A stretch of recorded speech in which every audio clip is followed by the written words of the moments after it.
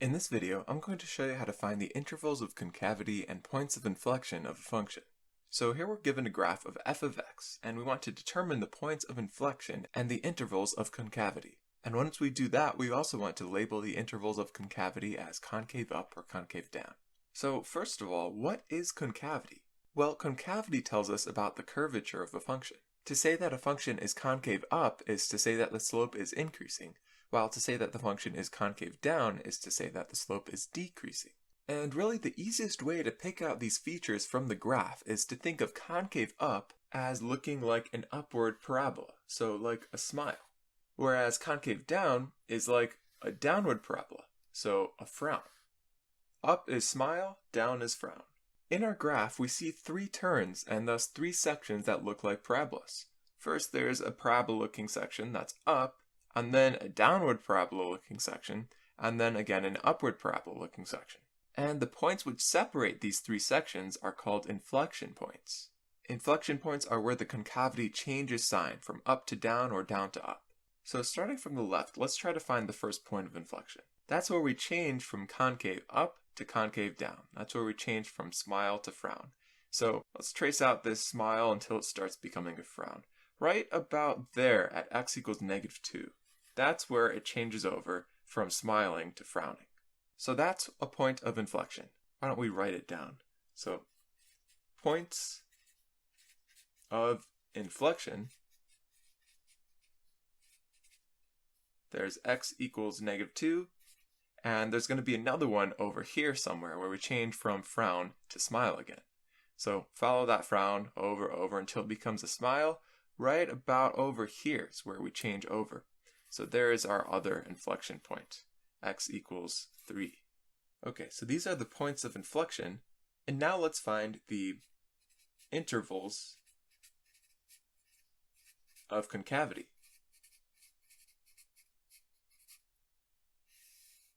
Going from left to right, the first interval is all the way from -infinity up until our inflection point here. So the interval would be -infinity to -2. And is this concave up or concave down? Well, the graph is making a smile, so it's concave up.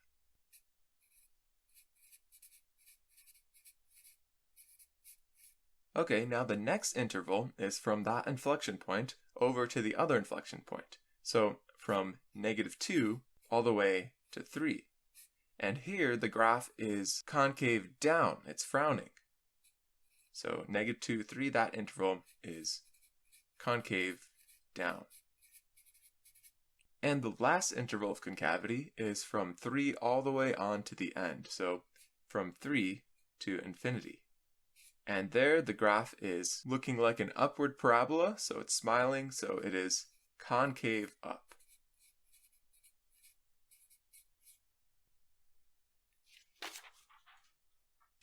Here's the next problem. We want to find the points of inflection and the intervals of concavity of the function g of x equals x cubed minus 1/4 x to the 4th. This is kind of similar to the previous problem, except now we don't have a graph of the function. But that's okay because the concavity of a function is encoded by the second derivative. The function is concave up where the second derivative, g double prime of x, is greater than 0. Likewise, it's concave down where the second derivative, g double prime of x, is less than 0. And then the points of inflection, of course, are where the second derivative, g double prime of x, changes sign. So that means the candidates for points of inflection would be where the second derivative, g prime of x, is equal to 0 or is undefined. So why don't we start off by computing the second derivative, and then we'll find where it's equal to 0 or undefined. First, computing the second derivative, we know that the function is given by g prime of x is equal to x cubed minus 1/4 x to the 4th, so we just have to differentiate it twice.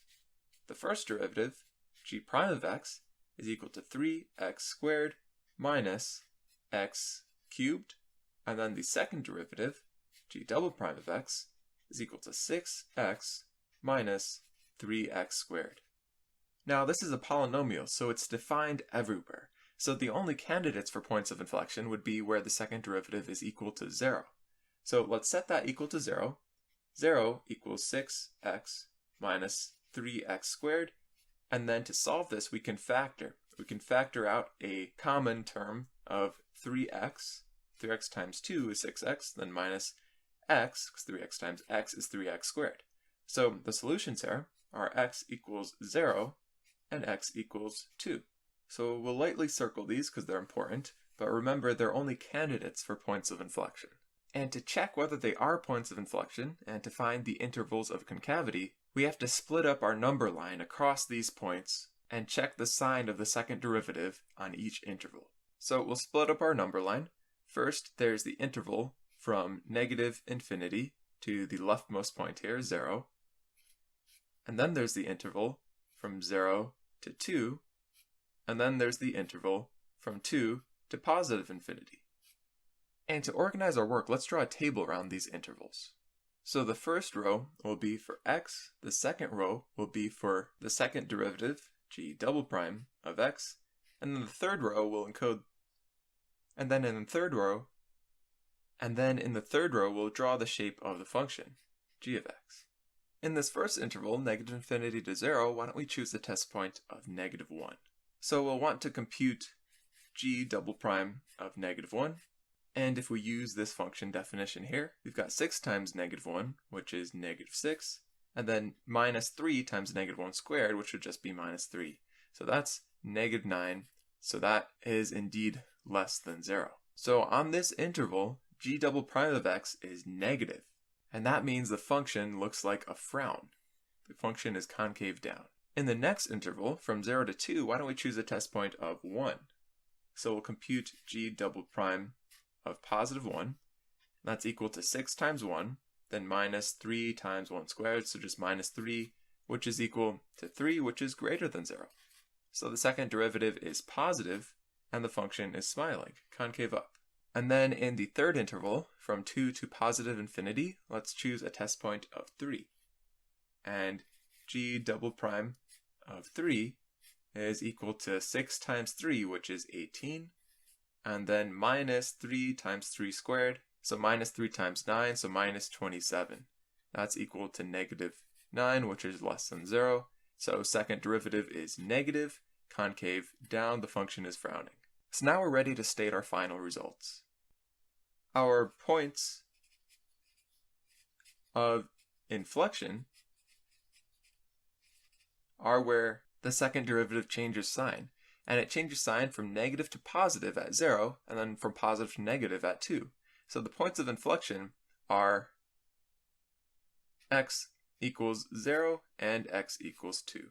Both of our candidates turned out to be points of inflection.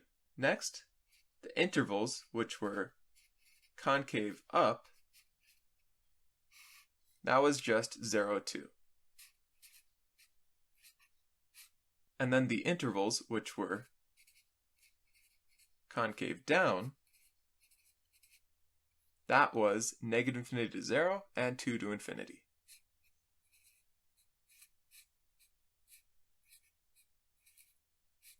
So there we have it. Here are our final results about the points of inflection and the intervals of concavity.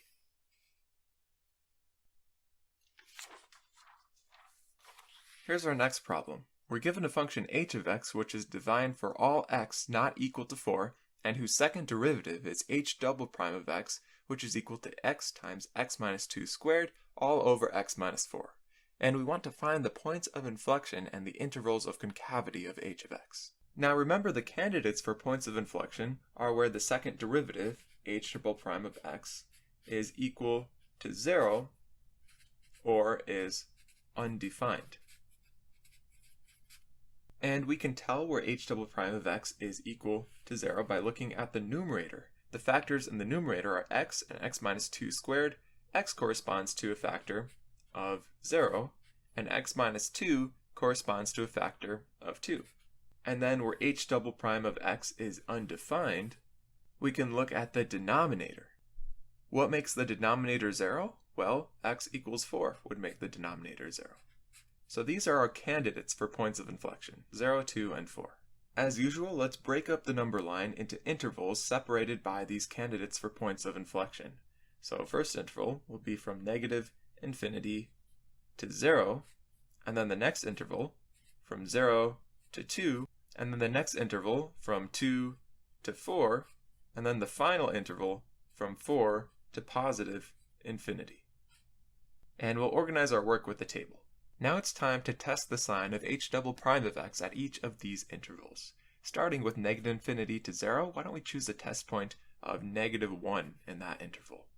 And plugging it into h double prime of x, we have h double prime of negative 1 is equal to negative 1 times negative 1 minus 2 squared, so really just negative 3 squared, all over negative 1 minus 4, which would make negative 5. So that's a negative 9 over negative 5, which is really just positive 9/5. So h double prime of negative 1 is greater than 0, so that means the second derivative is positive in this interval. So the function is smiling, it's looking concave up. Next up, how about a test point in the interval 0 to 2?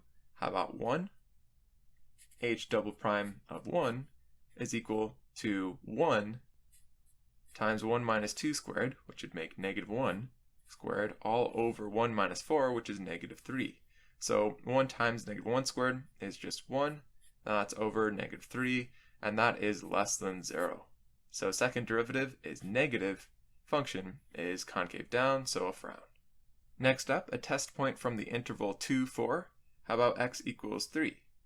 So we'll test it. H double prime of 3 is equal to 3 times 3 minus 2 squared, so 1 squared, all over 3 minus 4, which is negative 1. So 3 over negative 1, which is negative 3, and that's also less than 0. So second derivative is negative, function is frowning, concave down. And then lastly, for the interval from 4 to infinity, let's choose a test point of 5. So h double prime of 5 is equal to 5 times 5 minus 2 squared, so 3 squared, all over 5 minus 4, which is 1. So this is 5 times 9 all over 1, which is just 45. And that's greater than 0. Second derivative is greater than 0. It's positive, so the function is smiling, concave up. So now we're ready to state our results. First of all, what are the points of inflection? Well, for what inputs to the function does the concavity change sign? Looking here, we jump from positive to negative at 0, and we jump from negative to positive at 4. So we would think that our points of inflection should be 0 and 4, but hold on a second. Remember, points of inflection have to be actual points on the function h of x. And h of x is not defined at x equals 4. So even though the concavity changes before 4 and after 4, the input x equals 4 is not a valid input into the function. The function has no point with x equals 4. So that is not included as a point of inflection. So therefore, the only point of inflection is at 0, x equals 0. Now how about the intervals where the function is concave up? Those are the intervals where it's smiling. So first of all, negative infinity to 0, and then second of all, 4 to infinity. Lastly, the intervals where the function is concave down, that's where the function is frowning. That's where the second derivative is negative, so the function is frowning. That's 0 to 2 and 2 to 4. So there we go. There are our final results. We've got the points of inflection and the intervals of concavity all over here. So there we go. Now we know how to find intervals of concavity and points of inflection of functions. In the future, we'll continue to learn more applications of the second derivative, such as using the second derivative test to determine extrema.